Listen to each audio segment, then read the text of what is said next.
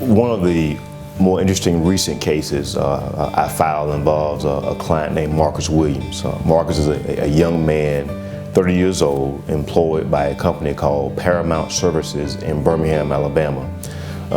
Paramount Services does dry cleaning services for businesses in Birmingham, large hotels, large restaurants, etc. One of the machines they have inside of their plant is used to move those products down the line, and our client was working with that machine. Unfortunately, following his training, he got his arm caught inside of the machine. And unfortunately, that led to him losing his dominant arm at the elbow.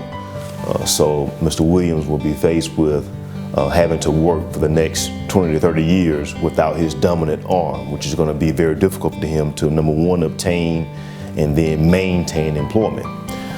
So one of the interesting things about this case is we did an inspection, and we went up there, and Mr. Williams did not want to attend the inspection. Sometimes clients don't want to go back to the scene of where a horrific incident occurred, and he didn't want to. So we took photographs of the machine, and the referring attorney went with me. And as we are looking at the machine, I saw a place that had a gap for someone to get injured. And I told the referring attorney, this must be the area where he got his arm caught. And so afterwards, we get back to our office, we develop those photographs, and the client comes in for a meeting with us to confirm where he got caught. And he proceeded to tell us that no, that's not the place where his arm got caught. There is another place on the side that the employer had put up a barrier that was not there on the date of his injury.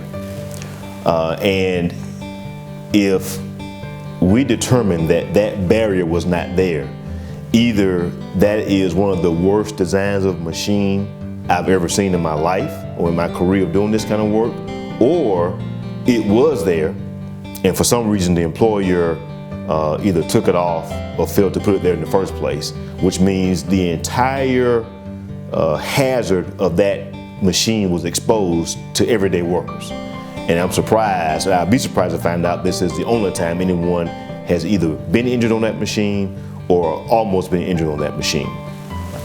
So another interesting thing about this case is we find out, and people don't know this, but in most cases, or in every case, an incident like this, where you have either a death or a very serious injury requiring an amputation or hospitalization, employers have to, by federal law, inform OSHA of the incident.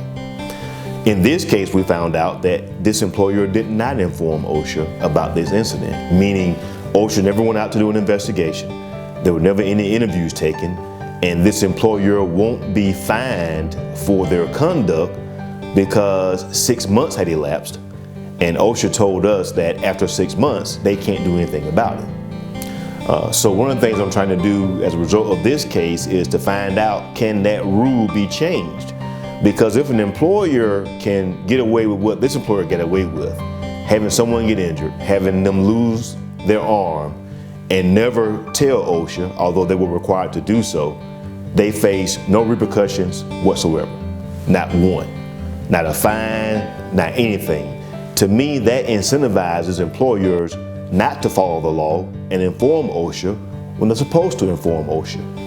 The whole purpose of OSHA is to go in, do an investigation, to punish this employer for what happened, but more importantly, to take action to make sure it does not happen in the future. So if an employer can skirt federal laws by not informing OSHA of an incident, there should be some penalty for failing to inform OSHA when it's required to do so. So we're going to push OSHA to change that rule to allow OSHA to impose a penalty for failure to inform OSHA, just like it can impose a penalty when they find out that their rules were not being followed.